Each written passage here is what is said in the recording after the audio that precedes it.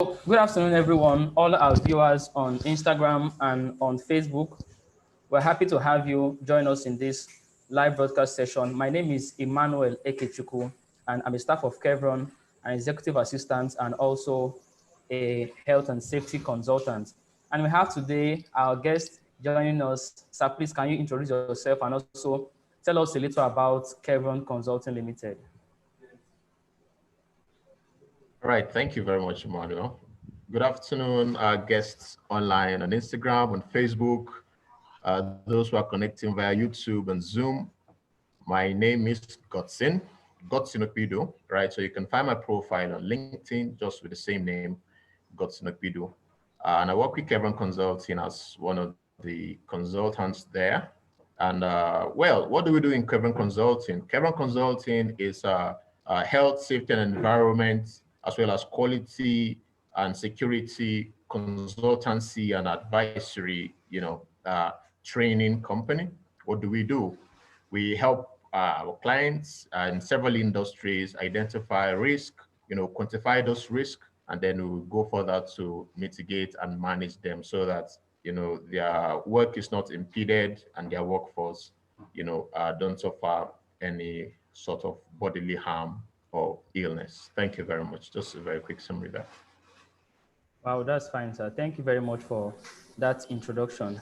Now, we are here today for a webinar to find out from you and also to give our audience a kind of sense of expectation, what they expect to get from this webinar. Why was this webinar organized and what is the purpose? What is the intended desire for this webinar? Well, thank you. Good question. Right. Career empowerment webinar, seminar, right? After school, what next? So the essence why this was put up was to, cast our searchlight on, fresh school leavers. By fresh school leavers, I mean those who are just, coming out of the higher institution of learning, universities, polytechnics, and, colleges of education.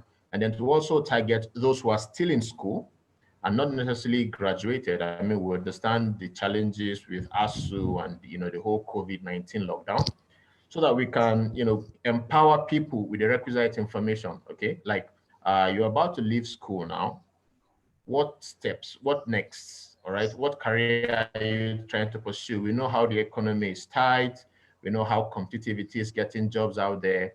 So if you are not, readily empowered with the needed knowledge to thrive in this industry, then it might be a Herculean task for you. So that is why we have organized this for those who are considering going into health, safety, and environmental management, and for those who probably have not heard about it before, and they might begin to give it, a second thought. So that is why we are here this afternoon. Wow, that's interesting. So this is like an exposition for graduates, fresh school leavers, or even young employees who are working and then they may have a desire to switch careers to the health and safety profession, or let's call it in full, health, safety, and environment profession. So Right. we expect that at the end of this session, they will have sufficient information on this wonderful profession where we find ourselves. Our viewers, if you can hear me on Facebook and on Instagram, please make a comment in the comment section. You can hear me, we're live, and then you can also drop in some expectations from this webinar. Thank you very much, Mr. Godson, once again. Now, going Thank forward, you.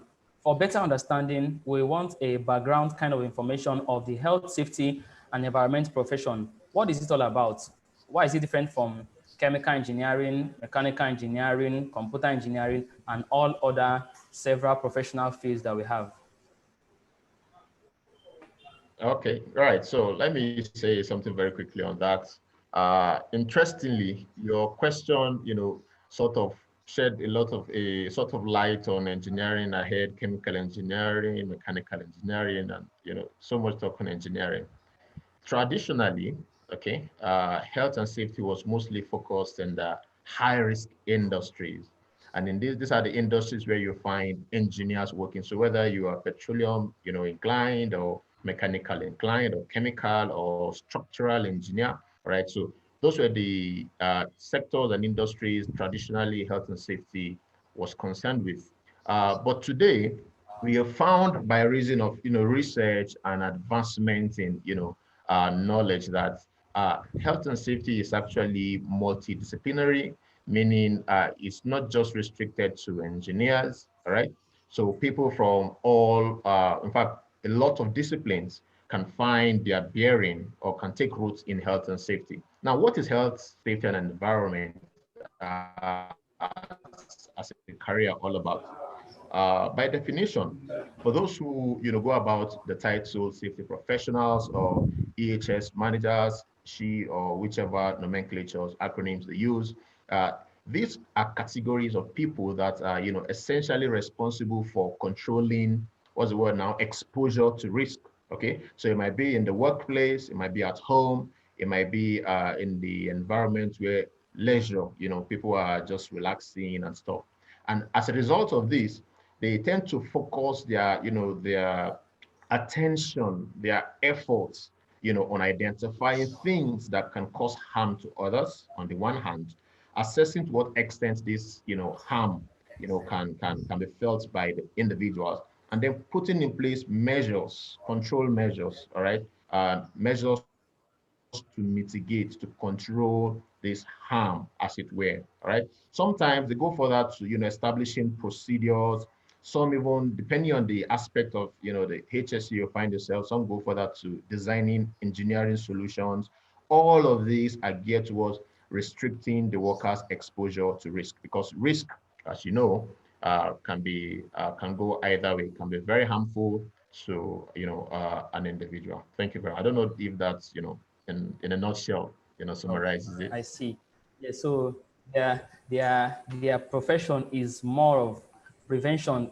In a local parlance, they say prevention is better than cure. So their aim is to Absolutely. prevent these accidents from happening, so that they prevent harm, they prevent damage, they prevent loss of property, and also the financial risk or the financial loss to businesses, because everyone are in business to make profits, but any neglect to health and safety can tell a lot on the financial indication of the company. So it also has a financial part to it. That's why most companies now are also involved in health and safety professions, so that they can prevent those accidents. Because when you quantify accidents, then you know the real worth of the health and safety profession. Absolutely. That's very interesting. So, okay.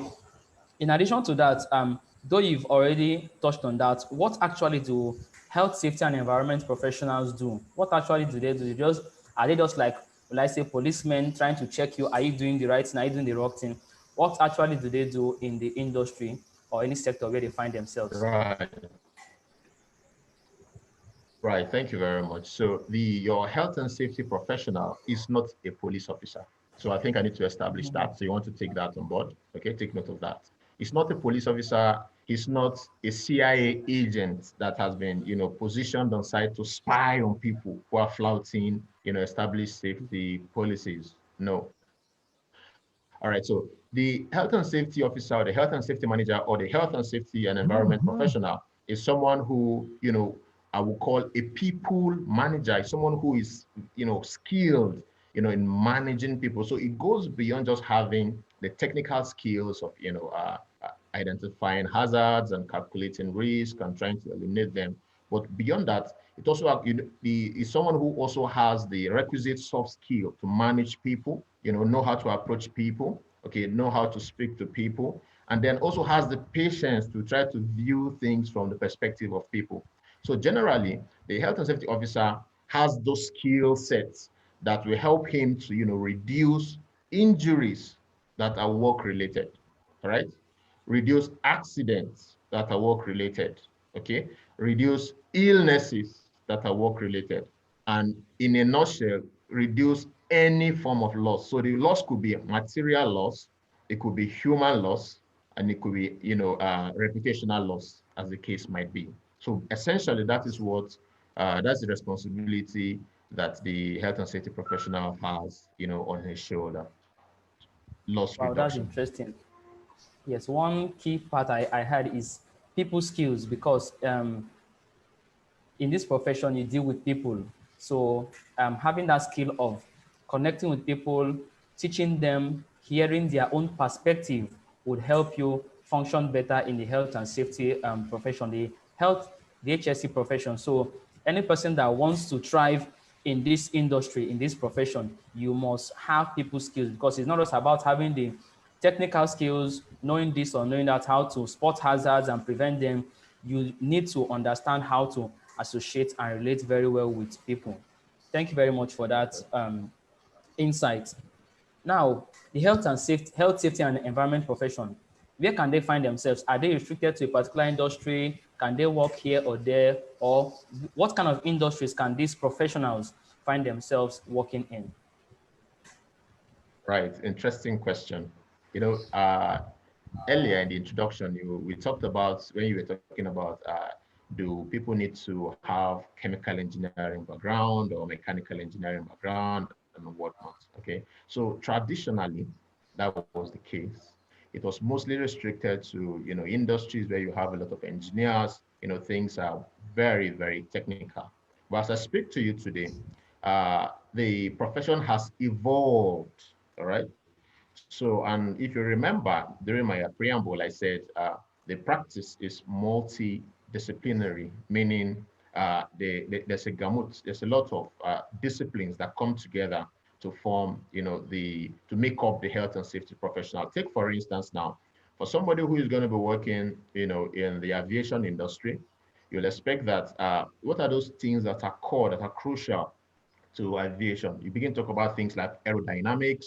You begin to talk about things like acceleration. You begin to talk about things that have to do with the plane and elevation, all of that. So someone who has a background in, say, aeronautic engineering, will find it very easy to thrive as a health and safety professional in that In that, industry. Now yes. you take it away from there. In health and safety, you also have, like you talked about, people skills. Okay, so you might find yourself in an environment that is non-technical. Take the school environment, for instance. People just impart knowledge there. All right. Now, what makes for a good teacher? All right. You are, as a health and safety professional, you are also a teacher, because you are responsible for not just making sure people don't get hurt, but also sharing knowledge with these people, because ignorance can also be a disadvantage at some point. So you need to have the ability to, approach people, to impart knowledge and all of that. So if someone who comes from the background of, say, education or sociology, all these human resources management, you find that you're already, well suited in managing people. And the list is endless, really. Oil and gas, you want to be a health safety professional in the oil and gas industry, if you have a very robust background in oil and gas related courses, is going to be an almost seamless transition into that. Talk about construction, it's also an industry where the professionals can work. You talk about the maritime sector, and I mean, it's endless, I tell you. Wow. Banking sector, right now as I speak to you, the Central Bank of Nigeria, I think about 5 years or so, put out a policy. Every bank in Nigeria must have a health, safety, and sustainability department. Very Wow. crucial. So you traditionally you Wow. say, what's the duty of a banker, of a safety professional in a bank? But I tell you, they're exposed to risk also on their job. And beyond, okay, let me just mention a few of them. The guy who works in the bank most times spends his time sitting. You know, and if you're very conversant with, very topical issues in public health today, our public health specialists are telling us that sitting is the new smoking. What that means is that the same risk smokers are Wow. exposed to, if you sit for long, you're most likely going to be exposed to the same risk as well. Because I mean, you are not exercising your heart, right? Uh, you have a sedentary lifestyle and so on and so forth. So you can think of The industries for base point here is that constructions, oil and wherever gas. there are risks, you need a health, safety, and environment professional there to Absolutely, identify those risks and then absolutely. mitigate them. And I'm sure there are some risks in our homes. So I think we should have domestic safety professionals Well, these days. matter of fact, every home should have a health and safety ambassador. I think we need to clamor for that. Every home in Nigeria should have a Yes. health and safety ambassador. Yes, because even these days the risks are, shifting from the industry and you're coming home. So why some persons may be practicing the requirements in the industry, when they come home, they pull off their safety jackets and go to do those unsafe acts. So it needs to be, inculcated into the people that while they are practicing safety in the industry or in their workplace, they should also bring it home so that our children and our younger generation can even begin to be groomed on these practices. Thank you very much, sir, for that insight. Okay, sir. Um, in successful career development for a health, safety, and environment professional, I'm thinking, what would be his drive for him to be able to, successfully carry out his work in the workplace and then also grow in this? So, what has passion to do with the health, safety, and environment profession? Well, thank you very much. That's a very interesting question, particularly now that we live in a time where people go into occupations and vocations they are not really passionate about. It's quite unfortunate that today we find people. I don't want to mention names of occupations today where people just go because they want to make ends meet.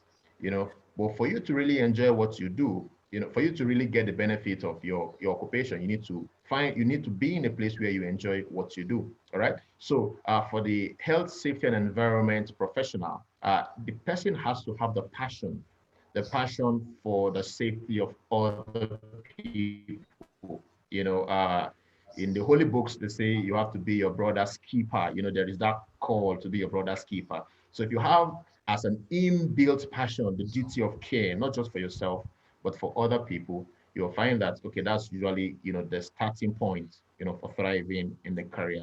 But beyond just passion, okay, let me just leave it at that. Your question was on passion and desire, Okay, right? So okay. So one must have that passion to take care of others for him to, have this thing could hurt this person. So let me help him to teach him. Perhaps he doesn't know about the risks of what he's exactly. doing so that he can correct himself and do it That's a better. sense That's of very interesting. responsibility just to help This this other this people. um profession is more of like a hospitality profession. Though we are technical people, we are science people, and we are engineers, but we also have people at heart. What a very interesting profession for people to join in. Our viewers, I'm sure you are enjoying the session, and then you are getting a view or an overview of what the health, safety, and environment profession looks like.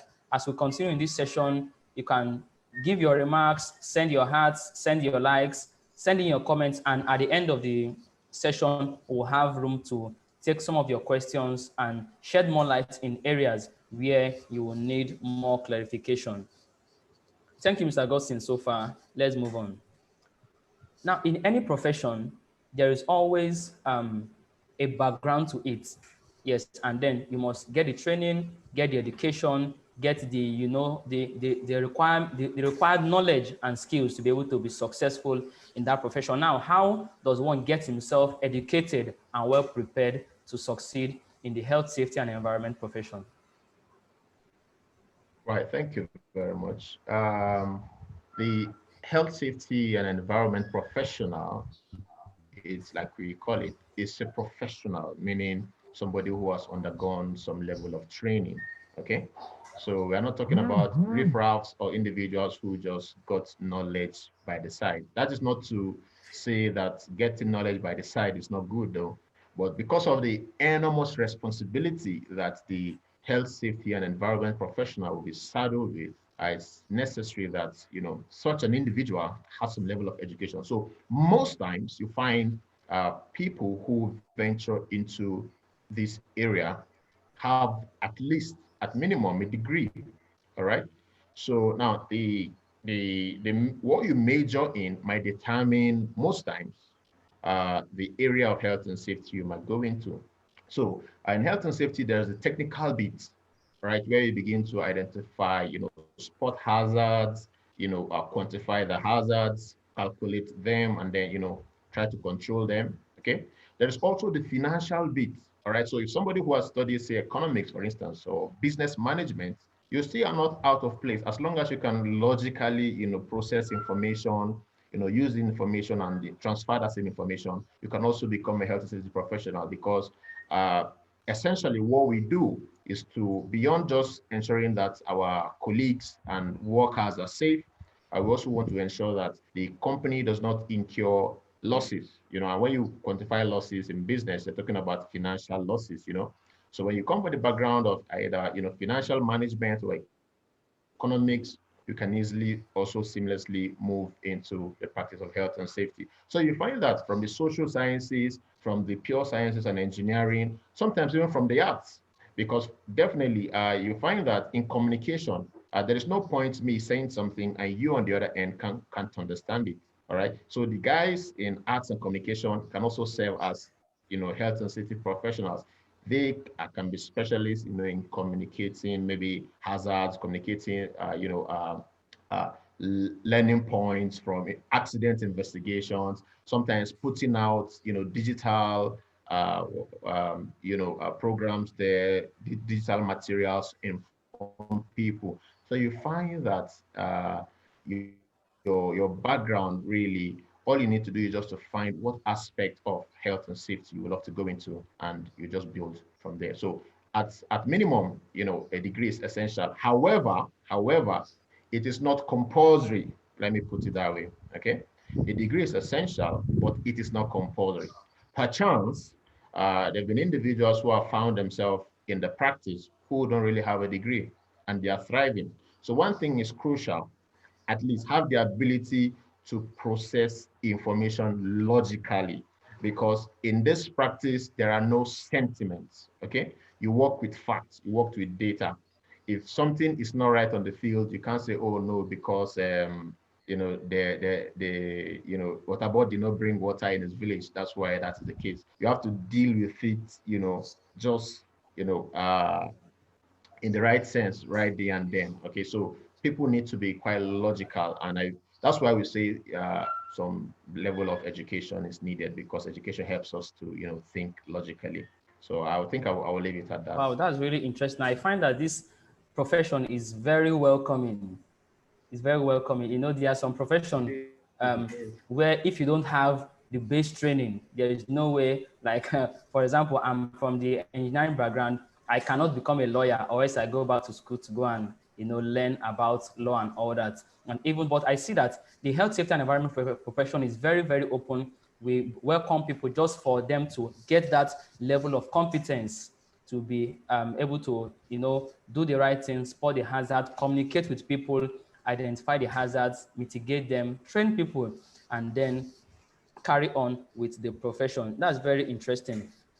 Now, how does one try to gain experience? This webinar is majorly targeted towards our fresh graduates, new school leavers, and young employees. So how do one gain the requisite knowledge to help him or her to develop and grow in this profession?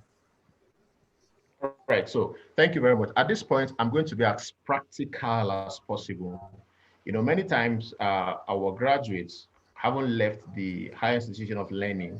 We think, we're going to get everything on a platter of gold. Somebody's going to bring the job and just present it to us. Hey, congratulations. You've just had a first class. You just had a 2-1. Here's your job. But we can see in reality, it doesn't even work that way, not even outside the shores of this country. So what do you do as an aspiring health and safety professional? I can tell you that 8 times out of 9 times, for you to get into this position, you have to have gotten some level of experience. Okay. Now, how do you get that level of experience? You said, oh, I've gone to university, I've gone to the Polytechnic, I have some education. We need to begin to think of how we can humble ourselves to do an internship. I, for one, for instance, even after my education and everything, I had to do a free internship, an unpaid internship, for me to get, Wow. work experience. I had theoretical knowledge, everything. I'd done it right to master's level, but I had to approach a company and say, hey guys, see, this is who I am, this is what I've done. Do you mind? Can I come and join your team, for free, without any charge? And I built experience from there. Mind you, we already had something, in the background, which was my theoretical knowledge. One other way again is to volunteer. Really, I tell you, there's so many project sites. I'm not even talking about construction sites. If you present yourself as a responsible person and you approach any of these organizations or project sites and say, see, this is who I am. It's my intention to build a career in this place. I tell you, it is very difficult to turn down somebody who comes in a very respectful, and responsible manner. The challenge we have these days is people just want to sit in the comfort of their homes and then do things out of convenience. We need to get out of our comfort zone, make the effort, go and talk to people, go to sites. And of course, before doing that, you should have at least, done a bit of research on the internet so that you be conversant with some basic terminologies. Okay. You don't want to come and want to, apply to be an intern or a volunteer on the site. And the man asks you, okay, you want to help us mitigate risk. What is risk? And you're stuttering. You don't really know what risk is. All right. So that is one way. Another way again is to, get basic, knowledge. Like I said, you must not necessarily have studied a degree in health and safety engineering or any of the related health and safety courses in the university. All right. But in addition to what you have learned, you can get, for instance, there is, I think, elementary level 1, 2, 3, or level 3, depending on the terminology companies and organizations used to. And these ones are usually very cheap. Okay. I know of organizations that do scholarship programs. So if you follow them, closely on social media and all of that, they have promotions and all of this. So you can easily get the elementary knowledge at level 1, 2, 3. All right. Wow, that's So, really and that aside, like I said, unpaid internship. Yes, builds please. the experience which these upcoming professionals need. Highlighting on that point of internship, I'll say I had that opportunity, and it was one of the factors that set me up for success, the much I have gained so far in this profession. From the school I attended, Brilliant. I had opportunity of doing internship at the end of every year of my schooling. So by the time I was done with youth service, I had already 2 years experience on the job. You get me? So for our viewers, getting that internship experience, paid or unpaid, volunteering is very essential. And let me give you the trend, how it went. My first health safety and environment experience was with a particular company. I stayed there for 1 year. And after the training, my manager told me that, Emmanuel, you're like a young safety manager now. You can manage a workforce of about 300. I said, wow. And, I knew what he was saying because I knew the level of training he gave me during my stay with him there. And from that connection or from that contact, I got subsequent opportunity to intern with another company from the contact I made with that company I worked with initially. And subsequently, all other internship opportunities I've gotten were based on the initial contact I made. So our viewers, networking is also very important. Building your experience, gaining internship experience, volunteering, it will also give you an opportunity to meet people who can help you for subsequent opportunities in the Absolutely. future. So it is very, very important.